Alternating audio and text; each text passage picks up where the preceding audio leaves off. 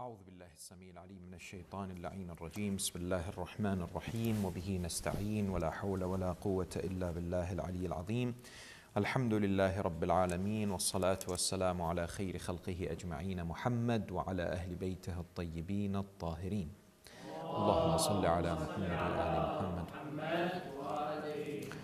قال الله العظيم في كتابه الكريم بسم الله الرحمن الرحيم فرجع موسى إلى قومه غضبان أسفا قال يا قوم ألم يعدكم ربكم وعدا حسنا أفطال عليكم العهد أم أردتم أن يحل عليكم غضب من ربكم فأخلفتم موعدي آمنا بالله صدق الله العلي العظيم. Brothers and sisters, Assalamu alaikum wa rahmatullahi wa barakatuh. Many of us have experienced the emotional roller coaster in our lives where we sometimes encounter a wonderful time or an experience that we will cherish for our lives, during our lives, and at the same time we may also hear or come across an experience which leaves a lot to be desired. For example, sometimes we may receive some great news, and shortly after, something that might happen that may put us in a different position, and it may remove or lessen the excitement or the enjoyment we may have gone across or experienced at an earlier time. And of course, this is reminiscent of this dunya, the experiences that you and I go through in our lives, that, as people say, there's many ups and downs. Certainly for the prophets of God, they also experienced the good times and the difficult times. And one of those is Musa alayhi salam. He had communicated with the Almighty subhanahu wa ta'ala, had received the alwah, the Torah, the instructions for the well-being and the success of Bani Israel. And indeed it was a special time for Kalimullah, Musa ala nabiyyina wa ala alihi wa alayhi afdal as-salatu was-salam. But of course he returns to see quite a horrifying and a shocking sight before him, where the community by and large are worshipping a golden calf. Here Musa alayhi salam has a strategy to encounter this using three different ways. We discussed last week the first method, which was to discuss or to talk about this element with the people themselves. So he says to them in ayah number 86, he comes back in a state of anger and disappointment, sadness, and he says to them, "O people, why did you do this? Why have you committed this action of idolatry? Is it because I've taken longer than what I should? Or do you want to be punished by God?" It's an expression by somebody who is frustrated with a group of people who are continuously testing the patience limit, so to speak, for anyone. And by addressing them, he wants answers from them. They respond, as is mentioned in verse number 87. قالوا ما أخلفنا موعدك بملكنا. They respond to Musa and say, "O Musa, yes, you were supposed to come back. Yes, you were delayed, but we did not ourselves violate this pact or this allegiance that we have with you. It's not really our fault, or we are not willing to take responsibility." The word here that is used is malkina. Malk comes from the Arabic for ownership or milk, which essentially gives the idea that they say, look, it wasn't in our hands. It's not something that we ourselves control. And they are seemingly trying to blame everything towards this man by the name of Samiri. It wasn't, they say, our intention to disobey you. It wasn't something that we consciously wanted to do. But it was this man by the name of Samiri, whom they will explain how he kind of misled them. So they go about telling Musa how they ended up worshipping a golden calf. They say, وَلَكِنَّا حُمِّنَّا أَوْزَارًا مِنْ زِينَةِ الْقَوْمِ. Now, what is this awzar? In Arabic, awzar means the thuql, something which is a burden, something which is heavy. وَلَا تَزِرُ وَازِرَةٌ وِزْرَ أُخْرَى in chapter 35 verse 18, where Allah subhanahu wa ta'ala says, what someone else does, you will not have to take responsibility for. Of course, if you're not connected with that action in some way or another, or perhaps have inspired that person or misled that person, or on the other side have helped them and have supported them for a good deed. But here the Bani Israel say to Musa, we had belongings. Now this is the point referring to their jewelry that either they had usurped from Fir'aun's people, or they had borrowed, and of course Fir'aun and the community with Fir'aun had drowned, and everything that they had from them remained. So the jewelry, the gold, everything else. So they say, وَلَكِنَّا حُمِّنَّا أَوْزَارًا مِنْ زِينَةِ الْقَوْمِ. Qawm here refers to Fir'aun's community, Fir'aun's people. حُمِّنَّا means we were carrying them with us, so we had them at our disposal. It was a heavy load of gold. فَقَذَفْنَاهَا. There are two ways to understand this according to the Mufassirin. قَذَفْنَاهَا means we threw it. Either it means we threw it into the fire, deliberately, consciously, we made that decision. Or قَذَفْنَاهَا means we threw it away. We had nothing to do with it. We didn't want anything of it.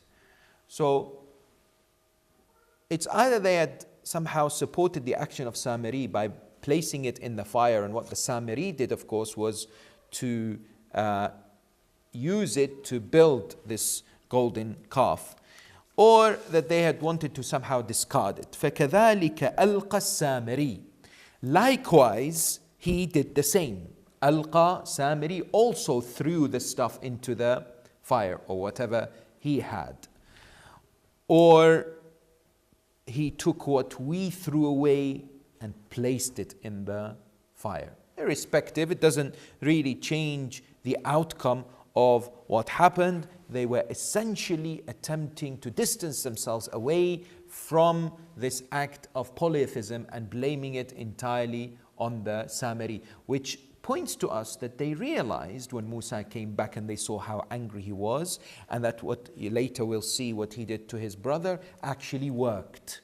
So it was to demonstrate the severity of the action of Bani Israel, and all of a sudden it kind of hit them. So their action was to immediately point the finger to the man who led them towards this act. Allah subhanahu wa ta'ala in ayah 88 describes what As-Samiri actually did. So, فَأَخْرَجَ لَهُمْ عِجْلًا جَسَدًا لَهُ خُوَارٍ. What the Samiri did was, from the gold that was in the fire, he took out whatever had remained or whatever was needed to construct this golden calf. أخرج, according to some Mufassirin like Allama, refers to something which is done in secret. So perhaps they were not looking, perhaps he had a cunning plan. He removed the stuff, the gold that was burning, and he started building that particular calf himself. Jasad refers to anything which is lifeless, does not have a spirit or does not have a soul. So when we say there is a jasad of an individual, it means normally a corpse. It is a body which has no life. Allah subhanahu wa ta'ala here is saying this calf was lifeless. There was nothing special about it. It was constructed from the particular gold that was placed in the furnace, and it had no indication of life to it whatsoever. But it had something which drew the attention of Bani Israel. It produced a particular sound. The sound is referred to here in the Quran as khuwar. Now khuwar is as the Arab linguists say, is sawtul baqara or al-ajl, is the sound that normally the cow or the calves make. Perhaps it's translated as the low or a bleat. Yes, it's mentioned here as a low, and it produced this sound. Now, how did he make this golden calf produce a sound is left to certain narrations that we will come to describe, supporting certain verses of the Holy Quran later. But the key word here, which is subject to discussion, is the last word of this ayah, fanasi. And he forgot, or they forgot. Now, 3 different opinions exist with regards to this word. First is that Samiri forgot the covenant that he had with Musa alayhi salam to worship Allah and Allah subhanahu wa ta'ala alone. Therefore, he somehow made this conscious decision to build this calf for Bani Israel to worship it. Or that Musa, because remember, this is what Bani Israel or perhaps the Samiri has propagated as the message to be talked or presented to Musa. So some say this is what they were saying, that Musa forgot that his Lord is this, and instead he went to the Tur looking for him to receive the alwah, to receive the revelation. So they say Nasi here refers to Musa, or here as a general understanding is the lack of remembrance of God, forgetfulness, heedlessness, to be absent-minded from the remembrance of God. Samiri was distant from the remembrance of God, therefore he was the cause for the misguidance, for the dhalal of Bani Israel. So the verse is understood that Samiri produced this calf, had a sound to it which attracted people. Somehow he was able to place this sound, and he came and said, "Hada ilahukum wa ilahu Musa." This is your Lord and the Lord of Musa. And either he'd forgotten, or he had claimed that Musa had forgotten, or that he had forgotten the remembrance of the Almighty subhanahu wa ta'ala, which had led them to this particular action. Of course, the last understanding or possibility is supported in many verses in the Holy Quran. Allah subhanahu wa ta'ala says, وَمَنْ يَعْشُ عَنْ ذِكْرِ الرَّحْمَنِ نُقَيِّضْ لَهُ شَيْطَانًا فَهُوَ لَهُ قَرِينٌ. Whomsoever does not remember Allah, Allah Jalla wa Ala places a shaitan for them that becomes their close friend, qareen. So the lack of the remembrance of God doesn't mean that the human being all of a sudden becomes okay. In other words, not necessarily elevating themselves to high levels of spirituality and spiritual cleansing, but more detrimental in that the shaitan becomes an intimate, close friend and more likely to cause them to deviate. The Quran now says, tells us in 89, either Musa himself said it, or Allah subhanahu wa ta'ala here is reminding all of mankind. أَفَلَا يَرَوْنَ أَلَّا يَرْجِعُ إِلَيْهِمْ قَوْلًا وَلَا يَمْلِكُ لَهُمْ ضَرًّا وَلَا نَفْعًا. This is the intellectual reasoning. Allah subhanahu wa ta'ala here is saying, do they not realize, are they not cognizant? It's a way to reprimand them that this calf does not return their requests, in other words, does not fulfill what they want. Neither can it harm itself or produce or harm anyone, and at the same time it cannot benefit itself or anyone. So it's a wonderful summary to appeal to the intellect of the people. Because, of course, the message of the religion of Islam is not only that an individual should blindly or somehow just simply accept what is being given, certainly as part of belief. The ethos of the Quran is continuously inviting people for reflection, for contemplation, for tafakkur and tadabbur and so on and so forth. It's a lifeless body. It's producing a sound. Is it enough to be considered a God worthy of worship, where it cannot even protect itself, where it cannot benefit anyone, and indeed does not respond to people's requests for anything? And you can see that that type of logic was used by all the prophets, including our beloved Prophet Mohammed sallallahu alaihi wasallam.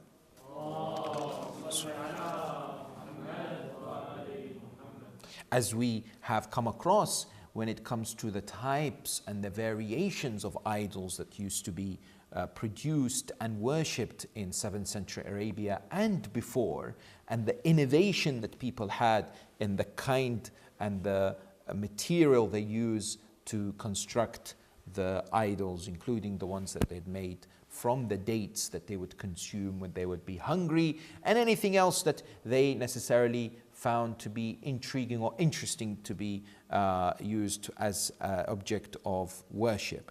Allah Tabaraka wa Ta'ala in verse 90 goes on to say that not only did we provide them with the intellectual reasoning, but also there was the Prophet who warned them about this as well. وَلَقَدْ قَالَ لَهُمْ هَارُونُ مِنْ قَبْلِ. Harun, who was left by Musa to look after Bani Israel, had continuously warned them about the severity of this action, rebuked them, spoke the truth, reminded them of the danger associated with polytheism and idolatry. And Harun kept saying to them, this is an examination. إِنَّمَا فُتِنْتُمْ بِهِ. This is a trial, this is a test that you're going through. Therefore, wake up from this slumber that you may have put yourself into. It was the aql, the intellectual discussion, as well as the prophet. So there's the internal prophet and the external prophet. As we are told that human beings are presented with guidance and the message of salvation, not only with an external prophet, but Allah Tabaraka wa Ta'ala has also bestowed upon us the intellect, which enables us to reflect, to ponder, to think, and to support what the external prophet, so to speak, has come forward and has presented. Now, what did Harun tell them? Harun alayhi salam would say to them that, look, you were slaves, enslaved by Fir'aun, and he freed you. Allah Tabaraka wa Ta'ala freed you. You had gone astray and he had shown you the right path. You were divided and now you are united all as one community. You were ignorant, but he bestowed knowledge upon you by having people like himself and Musa to present this knowledge. You were leaderless and now you have leaders. All these favors, all these blessings were something that Harun alayhi salam was trying to get the Bani Israel to understand, whilst reminding them about the action and what they were actually doing. But unfortunately, what we find is Bani Israel would not necessarily accept the message. Remember that Harun was saying, وَإِنَّ رَبَّكُمُ الرَّحْمَنُ فَاتَّبِعُونِي وَأَطِيعُوا أَمْرِي. That's the gist of the message of the prophets. Worship Allah and obey the prophets. Here he uses Ar-Rahman as one of the attributes of the Almighty Subhanahu wa Ta'ala, sublime attributes, because we have discussed in the past, this is one of the most commonly referred to attribute of the Almighty in the Quran when it comes to prophets speaking to communities that have either become or have been idolaters, or like this community have accepted the truth and gone back, so to speak. Why?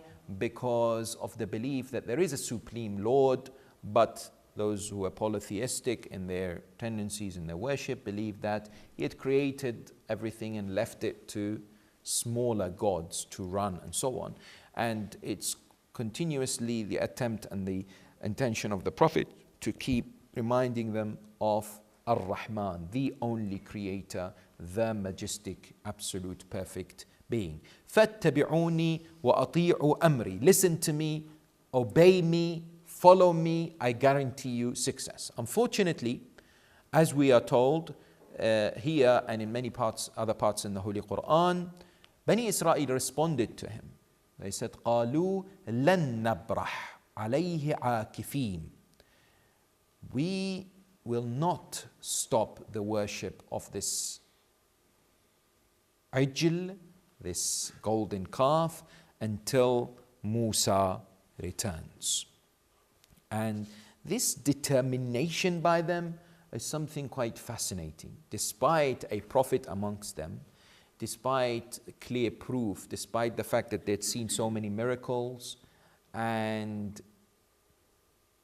the opportunistic nature of As-Samiri and the somehow simplistic object of worship that he created for them, and yet they were somehow defiant.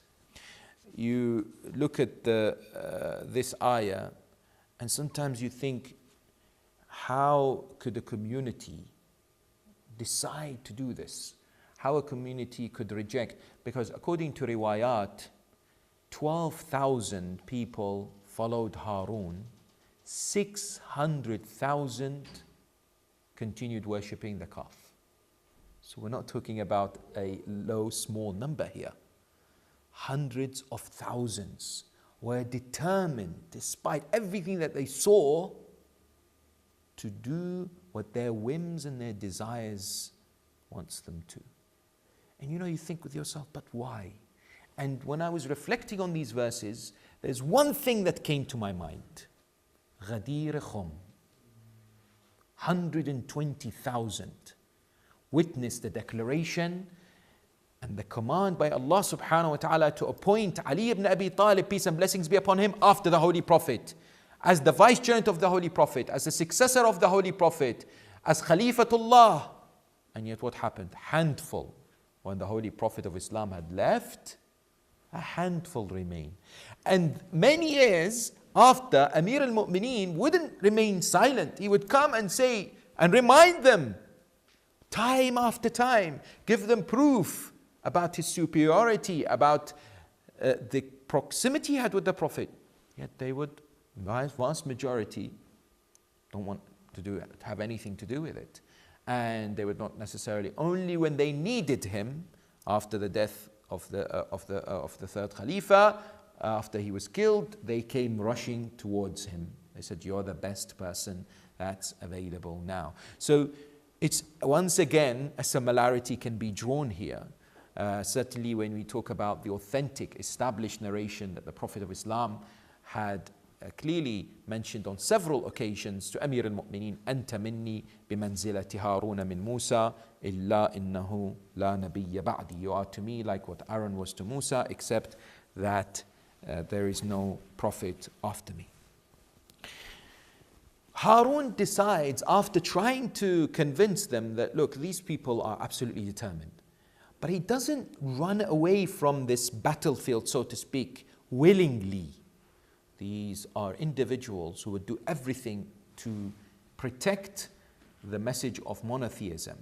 We are told later in other chapters of the Quran, which we will refer to when we talk about what happened to the incident between Musa and Harun, that Harun says they were about to kill me, that his life was in danger. Therefore, he decided with the 12,000, according to the narrations, to move away from the community that were worshipping the calf. According to the riwayat, this is the time frame, that approximately on the 35th day to the 38th, the gold, this awzar, was placed in fire. On the 39th day, the calf was made available and the Bani Israel began to worship it. On the 40th day, when we're talking 40th day, we mean when Musa alayhi salam left the community. 40th day, which was the 10th of Dhul Hijjah, as we mentioned, he returns. So they had been worshipping the calf perhaps for a day or two until Musa alayhi salam returned. Now Musa turns his attention to whom now? The second of the three parts of Musa's strategy of highlighting the severe consequences of this action to his brother Harun.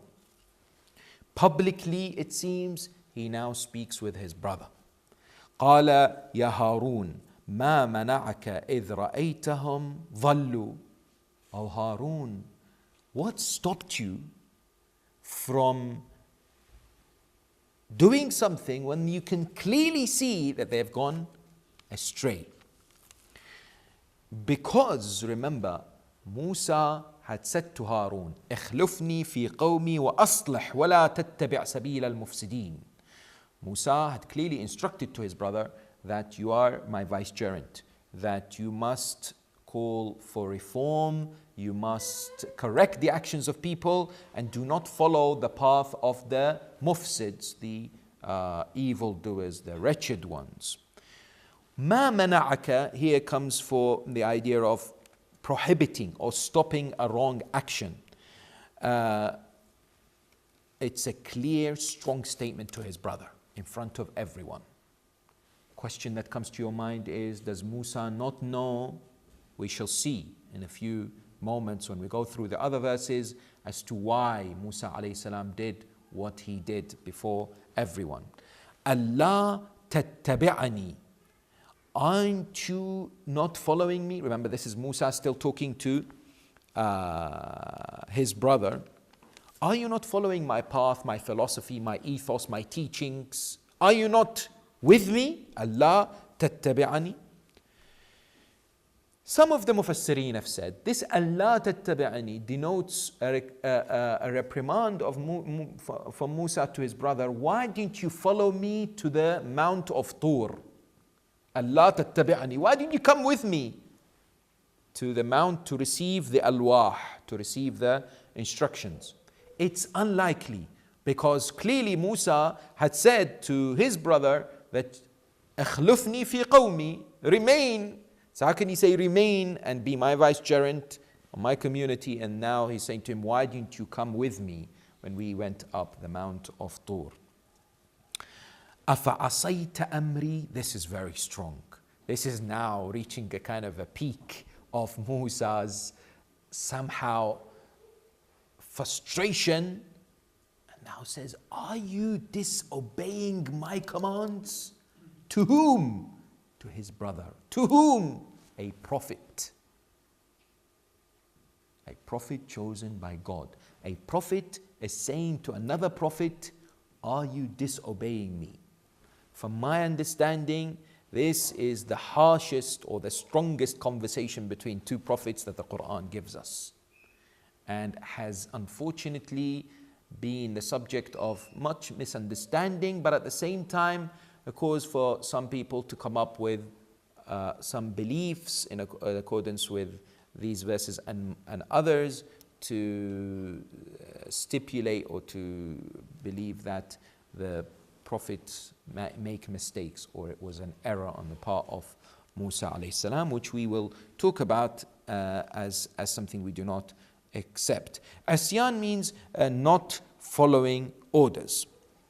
Musa alayhi salam is clearly unhappy. If you see in verse number 150 in Surat Al-A'raf, chapter number 7, we are given a bit more of a detailed description as to what Musa alayhi salam did. وَلَمَّا رَجَعَ مُوسَى إِلَىٰ قَوْمِهِ غَضْبَانَ أَسِفًا, similar to Surah Taha, قَالَ بِئْسَ مَا خَلَفْتُمُونِي مِنْ بَعْدِي. He said first of all to Bani Israel, you have really mistreated and mishandled and abused what I have left you. In other words, Harun.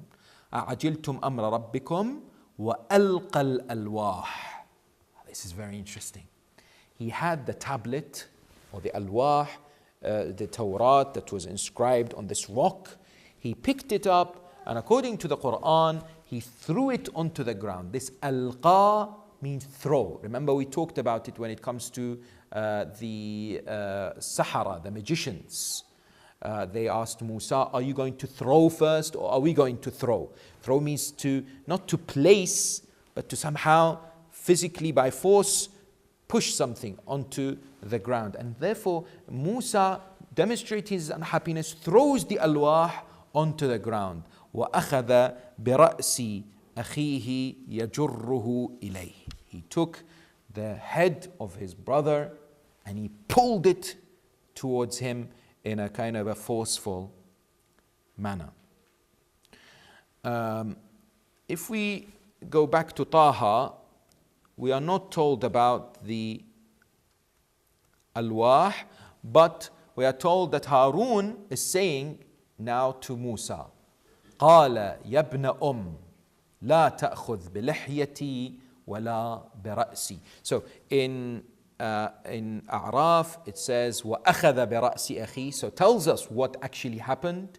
In Taha it tells us what Harun said after it had happened. So there's a difference there. And here it mentions قال ابن here is يبن Is there a difference between يبن and ابن It's unlikely. It's mostly the expression. Perhaps here it's more, certainly the ibn means the son of our mother.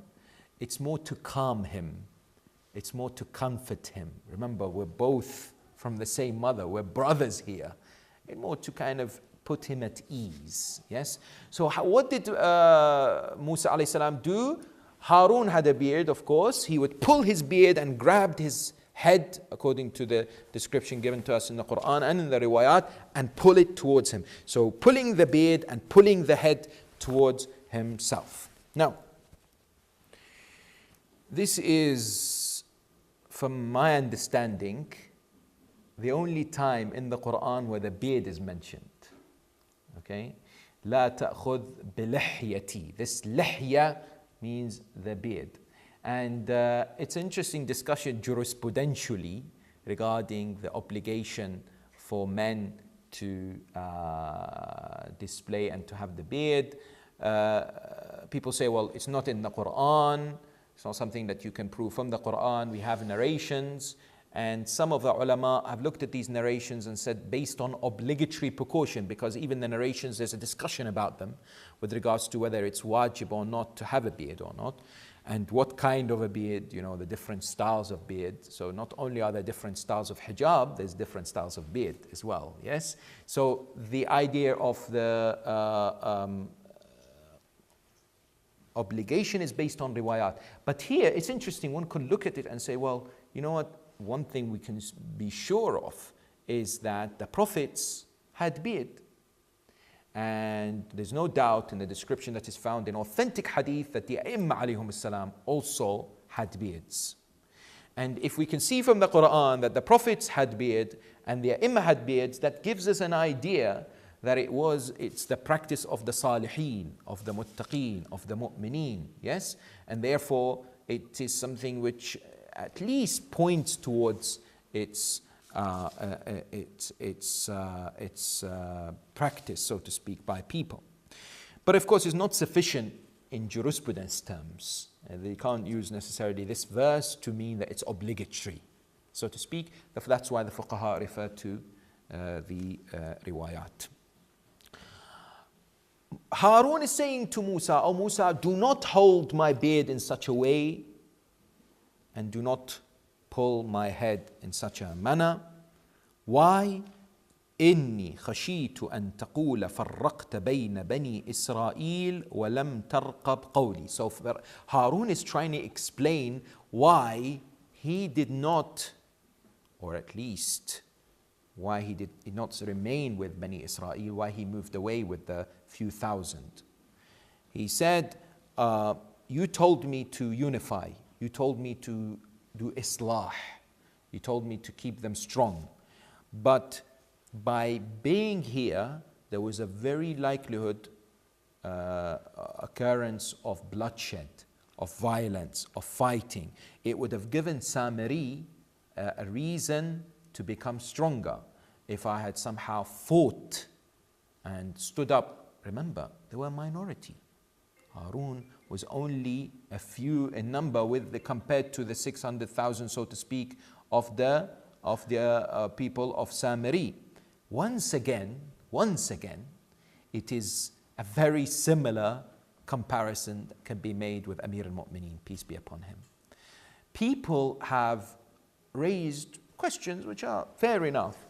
Where was Ali ibn Abi Talib when his wife was attacked? Where was Ali ibn Abi Talib when his right was taken away? Here we have the depiction of a very brave, courageous warrior who the enemies in the battlefield would be fearful of. Why did Ali ibn Abi Talib not stand and fight all these people? Why did he not use the sword after the Holy Prophet when he saw all that had happened? When Fadak was taken away, when his legitimate Khilafah was taken away from him, when his wife was attacked in the house and she, the cause and it resulted in the miscarriage of their unborn son, and all these questions people ask. A reflection on the verses of the Holy Quran reveals a very important realization that individuals, prophets, act with accordance with the direction and the command of the Almighty subhanahu wa ta'ala. And they have to look at the overall bigger picture. It's not about their own personal gratification or the feeling of vengeance or the feeling that I will be able to exert revenge. We are told that Amir al-Mu'mineen grabbed some of those people that attacked his house and said, if it wasn't for the command of the Holy Prophet, I know what I would do to you. But I'm instructed to be patient, because what would happen? Amir al-Mu'mineen could have said, hold on a minute, you saw that the Prophet had appointed me. You saw that the Prophet had given me instructions on to lead after him. Why did you turn away? I will fight for my right. Definitely there would have been bloodshed, there would have been violence, division, discord, and that would have distracted the Muslims. And at the time where Islam and the practice of the religion was still ripe, it was people, were fairly new to the religion. We're talking about 23 years after the first revelation, and only 10 years after the Prophet ﷺ had moved to Medina. So things were still very much at the infancy stage, and the Imam alayhi salam, of course under the direction of the Prophet, knew exactly the sensitive, delicate situation that needed to be handled in the right manner. Just like how the Prophet of Islam, the Quran tells us that he knew there were there were hypocrites in Medina, but he would not necessarily fight them or even disclose them. Again, it's not about creating a battlefield or just picking on some people for the sake of what? Standing in opposition to them and creating mayhem and discord. Yes? Today we see what is happening in the Muslim world, isn't it? That the enemies of Islam and Muslims have been successful to a certain extent by creating this, so to speak, one against the other, engaging in making people busy in attacking each other, giving support to extremist sectarian sections or elements within the Muslim world and ideologies, which makes people what? Begin to hate each other and to despise each other and to perhaps look down upon each other, as opposed to a unified, strong ummah that together can stand against anyone, And this is what history has witnessed from the time of the prophets, and even today we are witnessing it. So, very important question here that is asked is with regards to the actions of Musa. Why did Musa do what he did? Because remember, Harun is explaining to Musa. If you look at this verse, it says, قَالَ ابْنَ إِنَّ الْقَوْمَ اسْتَضْعَفُونِي. The community did not respect me, did not listen to me, belittled me. Subhanallah. Such an interesting description, once again, that can be compared. And وَكَادُوا يَقْتُلُونَنِي. Amir al-Mu'mineen was told, if you do not come out of the house, we will kill you. We will set the house on fire. Yes? فَلَا تُشْمِتْ بِيَ الْأَعْدَاء وَلَا تَجْعَلْنِي مَعَ الْقَوْمِ الظَّالِمِينَ. So Harun says to Musa, oh my dear brother, I really had no other option. I was about to be killed, the community belittled me, and I did not wish to create disunity and division. Question: why did then Musa do what he did? Did he need to pull the beard and hold the head in such a strong way to the extent that the Quran mentions it and Harun says to him, calm down, don't treat me in such a way? Firstly, it is mentioned by our scholars that this was done to demonstrate the severity of the sin, polytheism, that it's not a joke, it is not a small matter to deviate back to polytheism. Now remember, this is a very interesting point.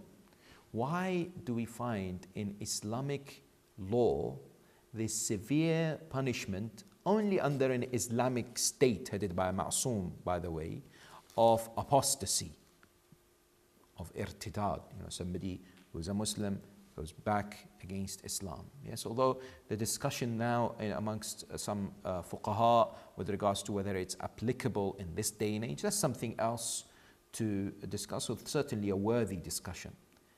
Because of the fact that once you have embraced and once you have understood the truth, to turn against it is much worse than when you have never been or never understood it or never embraced it. Yes? That's why today when we get these examples of our sisters and our brothers talking about marrying a non-Muslim who is about to become a Muslim, it is a cause for us to press the pause button in their thinking and say, why is it that they're becoming a Muslim? If it is for the marriage, then it may be problematic, because the moment they have their first fight, then the person will be thinking twice perhaps about this religion that they have embraced, if it is because of the marriage. Yes, and if they, God forbid, separate or there is a breakdown in the relationship, that might push the person who has just embraced Islam or reverted to go back to their teachings, and that's a problem. I remember a sister 2 years ago in Australia came to me after a majlis. She was Australian and she wanted to embrace Islam. After the lecture, I said to her, she said, can I recite the Shahada? I said, no. She said, why? I want to become a Muslim. I said, go and research Islam first. Go and find out. Have your questions answered. Don't jump into anything. It is not about numbers. It is not about the quantity. It's about the quality.